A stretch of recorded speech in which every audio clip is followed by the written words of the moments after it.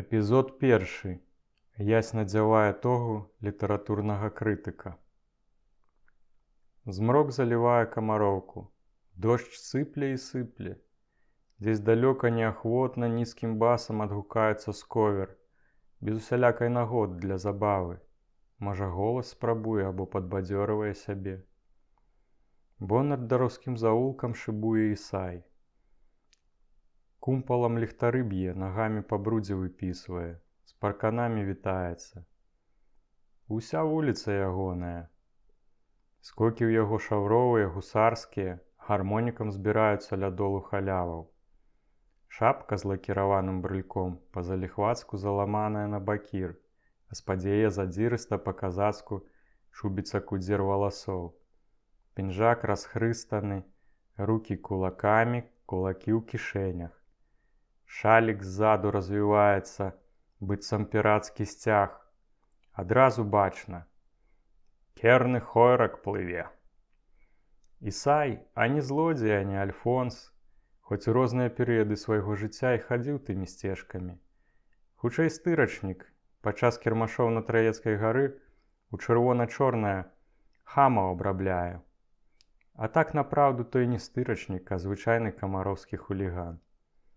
Сёння ён напіўся. Прымазаўся да хлопцаў пры грашах і гульнуў на халяву. Цяпер шыбуе завулкам, а як бачыць, што здалёк хтось ідзе, то зігзагі вырабляе карацейшыя і часцейшыя. Зачэпкі шукае. Бондараўскі завулак цесны, крывы, брудны. Малыя драўляныя дамкі ў перапалоху разбегліся ў розныя бакі, прыселі і заплюшчылі вочы. Толькі дзе-нідзе праз шчыліны ў дзвярах ці акінцах праслізгваюць жоўтыя шцілеты святла і быццам у смяле вязнуць уначы. Гэта апошняя вуліца дзікага прадмесця Менска, Камароўкі. Апошняя як з гледзішча размешчання, так і з гледзішча бяспекі. Фраеры сюды нават удзень зазіраюць неахвотна. Менты прыходзяць узброеныя, групамі па некалькі, або і дзясяткам з гакам чалавек. Адсюль, як у джунглях, разбягаюцца сцежкі, але не звяроў, а паляўнічых. Сцежкі тых, хто шаберам зрывае замкі і прабоем адмычкамі пранікае ў самыя таемныя сховы. Бо і звярына ў іх незвычайная. Пільнуюць яе зграі двуногіх дрэсіраваных сабак, закутых у сталі закон. Сюды паляўнічыя вяртаюцца са здабычай. Або не вяртаюцца доўга, а часам і ніколі не вяртаюцца. Тут жывуць, гуляюць, пакутаюць і кахаюць. Але ніколі не паміраюць. Можа, саромеюцца смерці. Ісай патануў дзесь у мроку, дзесь там, за апошнім заўважным у цемры газавым ліхтаром, што служыць для згушчэння змроку і рассейвання па свеце смутку. А вось са Сляпянскай вуліцы выкаціўся Фіська, таксама п'яны. Ён сёння пальнуў з патоку мяшок аўса і апыліў сваёй вернай скупшчыцы Лаі. Цяпер паточнік крымае курс на маліну. Увесь час усміхаецца, жестыкулюе, з кімсьці размаўляе. Яму весела і добра. Увесь свет да сваіх зладзейскіх грудзей прытуліў бы. І гамірай пачаставаў. Знай фартовага. Як выруліў крутым зігзагам у бондараўскі пераулак, наймілейшы порт, сарваў шапку з галавы і, трасучы яе ў паветры, заспяваў. Калі будзеш з булатным жыць, будзеш золатам ільсніць. Мама, злодзея люблю, гэй-я, мама, злодзея люблю. Гэтая песня выклікала сварку ў бліжэйшым дамку. Ужо 2 гады там жыла без шлюбу, але ў дабраным таварыстве пара, і амаль кожная размова іх заканчвалася сваркай, інакш яны б і месяца не вытрымалі адно з адным. Гэта былі фармазон Петька Бык і даліншчыца Кася Залатая Труба. Петька Бык, шырока пазяхаючы, бо ўсім сэрцам знудзіўся, з цяжкасцю прамовіў. Фіська прэцца, пры заробку. Ага, пры заробку, іранічна фыркнула Кася. У каня сняданак пальнуў. Фіська хлопец фартовы, пацвердзіў Бык. Угу, як сядло ў каровы, іранізіравала Кася. А блатны з яго, як з цябе, адно паветра псуяце. Кася залатая труба бліснула вокам на палюбоўніка, чакаючы выбуху, і не памылілася. Петька пачырванеў, опусціў голову долу, таму і бык, і рыкнуў: «Што? То!» Перадражніла яго Кася, надзьмуўшы ніжнюю губу і ўзяўшыся ў бокі. Адначасова яна кінула позіркам пакой у пошуках адпаведнай прылады для абароны. Хапану хіба качаргу. Петька бык персанаж незвычайны. Уявіце сабе. Морда як фарбаваная цэгла, нос бясформены, доўгі, як спелы агурок, і сіні, як сліва.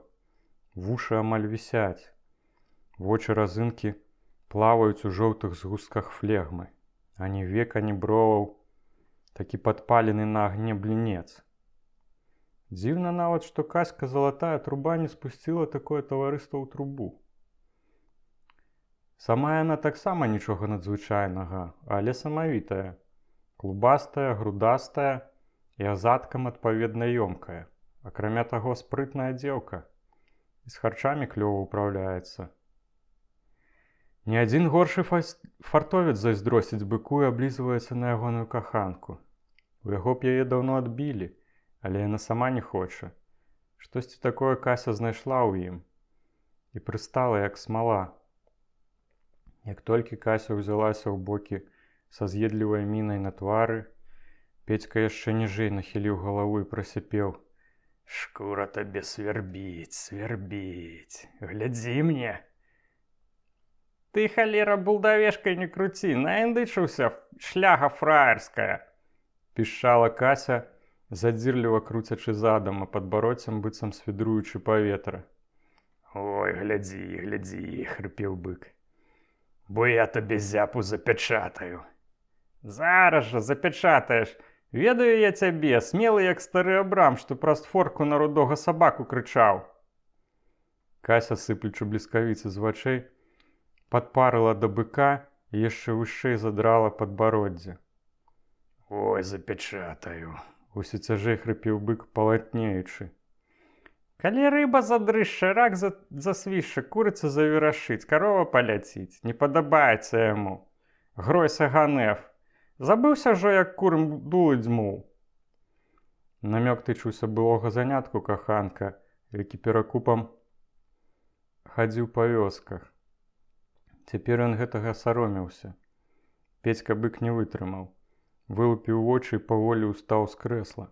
Гаварыць ён ужо не мог, толькі хрыпеў. «Ого, як наіндычыўся! Не падабаецца яму!» Пішчала Кася, усё больш задзірыста надзімаючы губы. Петька бык зрабіў крок наперад, перабіраючы пальцамі рук, быццам знянацку апаранымі. Кася таксама выступіла наперад. «Бач, ты фартоўца знайшоў! Фіська і фартовец!» «Фартовец!» – выгукнуў бык. «Ага!» – піскнула Кася.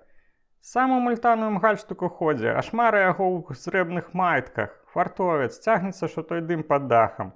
Тхара ў куратніках падмяняе. Бабам усю пяхоту патушылі. Блатныя!» І яна зрабілі яшчэ 2 крокі наперад. Бык усё больш бялеў і хмурнеў. Кася чырванела і запалялася. Быку заняло мову, ён цяжка дыхаў. Кася тарахцела ўсё жывей. І сварка дакладна б скончылася біццём посуду і крушэннем рэчаў наўкола. Сабе самім яны наносілі найменш шкоды, але ў дзверы пастукалі. Гэта адбылося, калі яны амаль ужо сутыкаліся лбамі. Гаспадыня кватэры Кацярына Сперда прыйшла да Касі чагосьці там у яе пазычыць. Кася пайшла адмыкаць дзверы.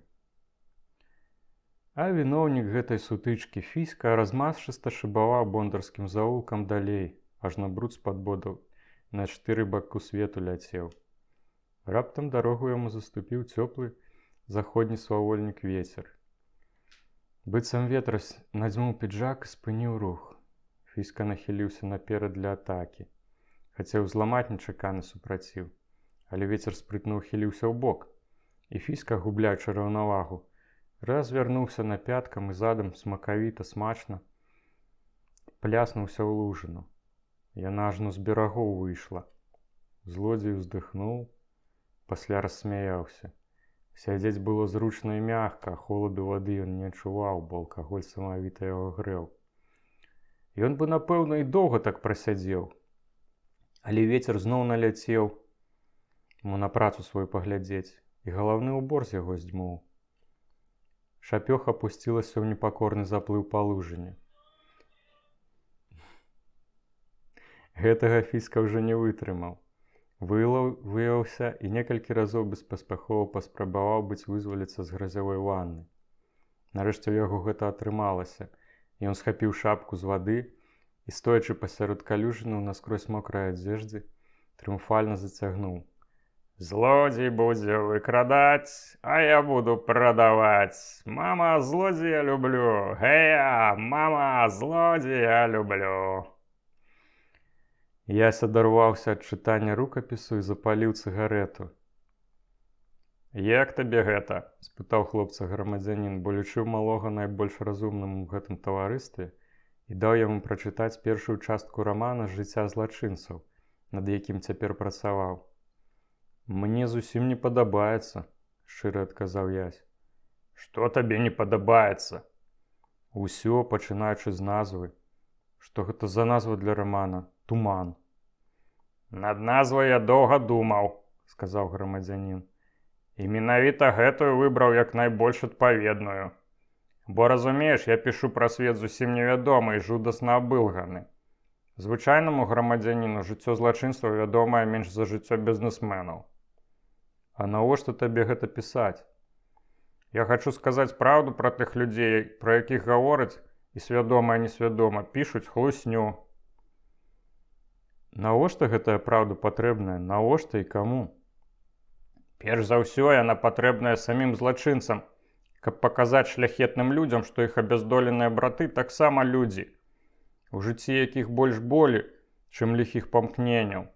Акрамя таго, для будучыні, для людзей мудрых, якія будуць шукаць праўду пра даўнія часы і пра розныя адрэзкі чалавечага жыцця. Для тых, хто захоча ўкараняць і паглыбляць веды пра чалавека.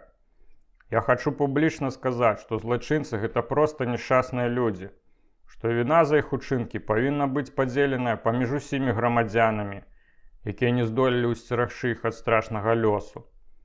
Я буду пісаць пра гэта. Я скажу людзям шмат праўды пра тых, каго выкінула за борт нармальнага жыцця. Я сам адчуваю віну перад імі. Наша абыякавасць і суровасць да іх – вось што сапраўднае злачынства, подлае, жорсткае. Не магу без агіды згадваць сабе самога, як я некалі выступаў на судзе прысяжным, у ліку 12 іншых прысяжных. Мы судзілі маладога селяніна за забойства бацькі. Ён забіў яго сякерай і сам прыйшоў у паліцыю. На судзе з яго нічога нельга было выцягнуць. Казаў, што д'ябал падкацнуўся і ўвесь час плакаў. З паказанняў сведкаў таксама нямнога можна было даведацца. Пракурор, какетнічае з прысутнымі ў зале дамамі, разануў ладную прамову. Мы згодна прызналі, вінаваты. І мужика адправілі на катаргу. Бестэрмінова. Карацей, мы выдралі яго жыцця, знішчылі назаўжды. Нядаўна я пачаў думаць пра тую справу. Згадаў сабе пэўныя падрабязнасці, што бацька часта вяртаўся п'яны і біў маці і малодшых дзяцей. Сведкі называлі гэта «любіў стары павучыць». Сын заўжды быў цвярозы і працавіты, і шмат іншых падрабязнасцей дадалося. Таму ў мяне склалася абсалютна іншая карцінка. Бацька тыран, дэспат, як напіваўся, катаваў сям'ю, і неяк сын пастаяў за сябе. Маці або меншага каго з дзяцей. Абарвалася ў ім, можа, тое, што ён бачыў, што цярпеў столькі гадоў. Прыйшла ліхая хвіліна, у якой асляпленне і сякеры абрубілі тое, што трываць ужо не было сілаў. Хто вінаваты? Гэта правільнае пытанне. Хто вінаваты ў гэтым, акрамя цемры і галечы? Бо гэта наша супольная віна. Хто з тых дваіх больш вінаваты? Забойца ці забіты? Можа, забіты?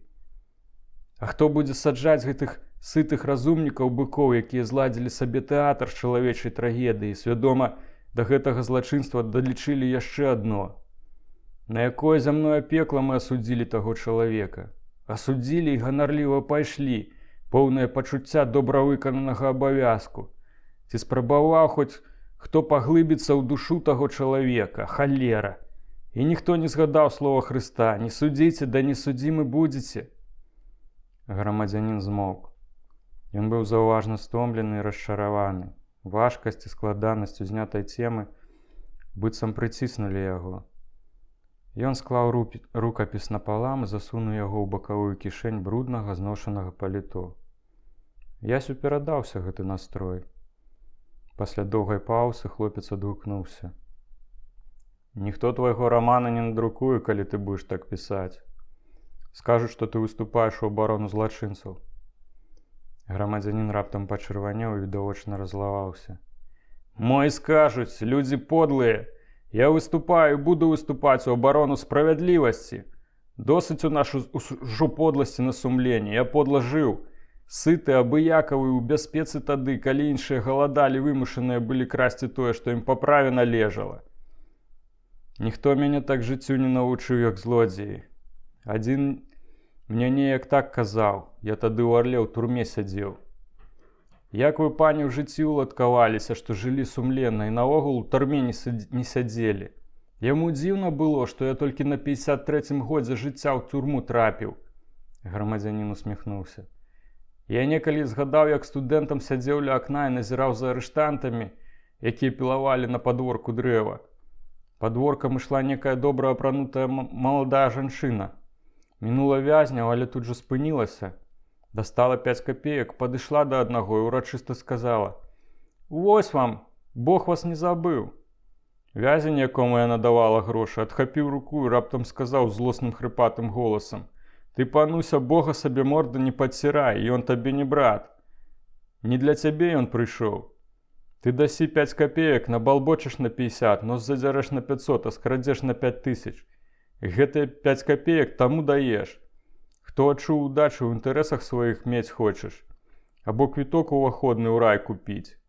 Але Бога не падкупіш, лафіндра, і мяне не ашукаеш. Я табе не драбіна ў неба». Я б тады быў страшна абураны, такое хамства. Такіх бы вешаць. Наглядчык вылаяў лазня. Пануся наіндычылася і сказала, што падаст скаргу пракурору. Так была прынятая трапна выказаная праўда. І як бы я хацеў сустрэць таго чалавека. Ён ведаў жыццё. Для мяне цяпер ён варты больш, чым 1000 прыстойных грамадзянінаў з майго мінулага». Гэтая размова адбывалася ў кватэры Ігната Кулікоўскага на Ніжняй Ляхаўцы. Грамадзянін прынёс туды рэчы, купленыя ў розных крамах на замову Яся, згодна з падказкамі Ігната. Яны рыхтаваліся да працы на машынку. Такі від афёры быў яшчэ невядомы.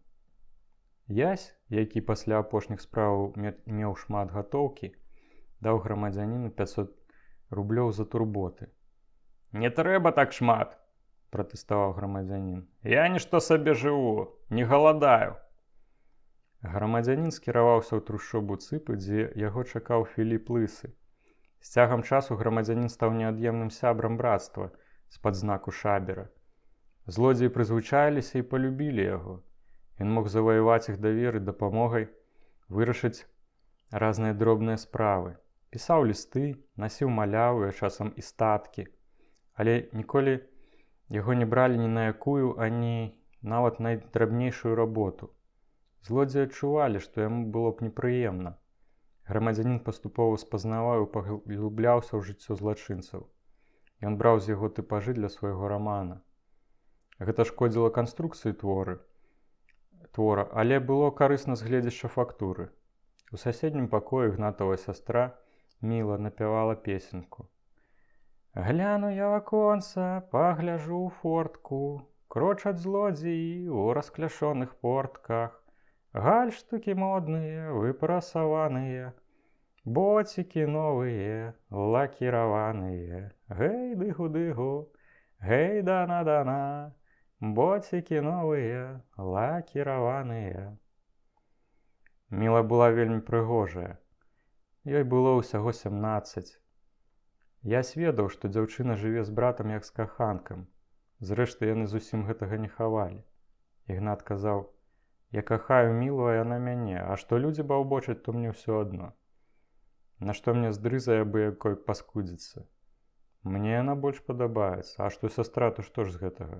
Таксама жанчына, не казаш, праўда ж?» Гэта іх смеласць імпанавала Ясю. Калісьці крыху падчаркай ён спытаў Ігната, як гэта адбылося ўпершыню. Ігнат задумаўся, а пасля паволі сказаў: «Мне самому дзіўна, я на Мілу ніколі ўвагі не звяртаў, бабай не лічыў. А неяк заходжу да яе, бачу, мыецца ў мядніцы, кашулю ўніз спусціла. Я, праходзячы, вось так сабе пляснуў яе па азадку. Яна як вырзверыцца і вадою плясь мне ў твар. А я яе за гэта яшчэ мацней стукнуў, а яна мяне кулаком у грудзі. Схапіў яе і сам не ведаю, як мы на ложку апынуліся. Я, напэўна, лютаваў. Яна крычыць: «Што ты робіш, паскуднік?» Адыграцца хацеў, але яна ўжо маўчала і сама мяне за шыю рукамі трымала. З таго часу і пашло ў нас. Такія справы. Кахаем адно аднаго. Лепш яна, чым 100 іншых. Пальцы дашчэнту ўсеў ды правіўся ў цэнтр. На Камароўцы быццам дзве ракі зліваюцца два тракты – Барысаўскі і Лагойскі. Іх вусце раскінулася ля канца Захарыўскай вуліцы, што рассякае на дзве часткі амаль увесь горад. Камароўка – рай для паточнікаў, а паточніцтва – базавая школка для злодзеяў-пачаткоўцаў. Гэта найпрасцейшы спосаб крадзяжу, для якога не патрэбны ніякія інструменты і адмысловыя веды. На патоку працуюць нават дзеці. Ёсць, аднак, злодзеі, якія амаль усё жыццё ходзяць на паток. Старыя паточнікі ў справе сваёй звычайна карыстаюцца падлеткамі. Паточнікі крадуць з вазоў на тракце, што колькі можна. У іх няма сталых метадаў працы. Яны крадуць зранку і ўвечары, абкрадаюць тых, хто ўязджае ў горад, і тых, хто з яго ўязджае. Падразаюць куфры або валізкі, ззаду прывязаныя да вазоў, прабіраюцца ў заездныя дамы і, карыстаючы раздзявацтвам або нядбальніцтвам, а часам і п'янствам мужикоў, крадуць, што падвернецца. Здараецца, здымаюць нават вупраж з каня, а былі выпадкі, што забіралі і каня з возам. Наймілейшыя дні для паточнікаў кірмашовыя. Некаторыя паточнікі выходзяць далёка за горад і там пільнуюць свае ахвяры. Бывае так, што селянін выйдзе рана з дому і задрэмле. Прачынаецца і бачыць, што няма ні тавару, які ён на рынак вёз. Але найчасцей бралі падарожных каля ўезду ў горад. Тут прасцей за ўсё адцягнуць увагу ахвяры. Неяк мужык, некалькі разоў абчышчаны паточнікамі і даліншчыкамі, прадаў каня і паехаў дадому. Навучаны досведам, загарнуў грошы ў хустку і усеўся на іх з цвёрдым рашэннем не ўставаць, пакуль не апынецца за горадам. Даліншчык пас у яго даўно, пільнуючы, куды той схавае грошы. За возам пайшоў на Камароўку. Там сустрэўся са знаёмым фірмовым паточнікам і патлумачыў справу. «Зробім яго капэлай?» – спытаўся паточнік. «Клёва!» І яны пайшлі далей, уважліва сочачы за мужиком. У нейкім месцы воз спыніўся. Мужик дастаў з кішэні дробныя грошы, гукнуў хлопца, што круціўся напабліз, і загадаваў яму купіць цыгарэты і запалкі.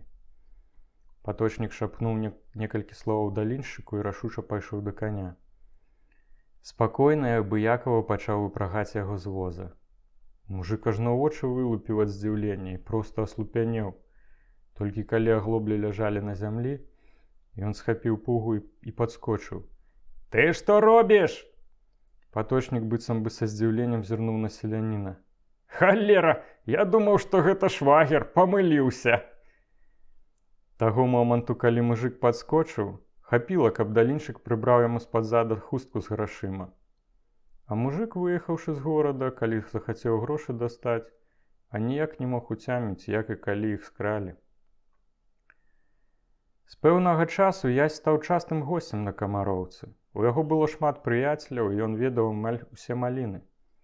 Працуючы далей гуртом з бараном і яго калегамі, якія былі элітай зладзейскага света, ён ахвотна знаёміўся і з пралетарыятам. Некаторы час Ясь хадзіў на паток з балеронам. Гэты від работы даваў яму малы прыбытак, але адкрываў яшчэ адныя дзверы ў зладзейскія салоны горада. Цяпер ім кіравала не жаданне прыбытку, а неўтаймаваная цікавасць да свету і людзей. Ні ад якой працы ён не адмаўляўся. Часта сам высоўваў новыя канцэпцыі работы, якія на справе выяўляліся цудоўнымі. Гэта ўсё стварыла яму рэпутацыю характэрнага хлопца. Ясь усё мацней урастаў у асяроддзе злодзеяў і з усіх бакоў спазнаваў іх жыццё і звычаі.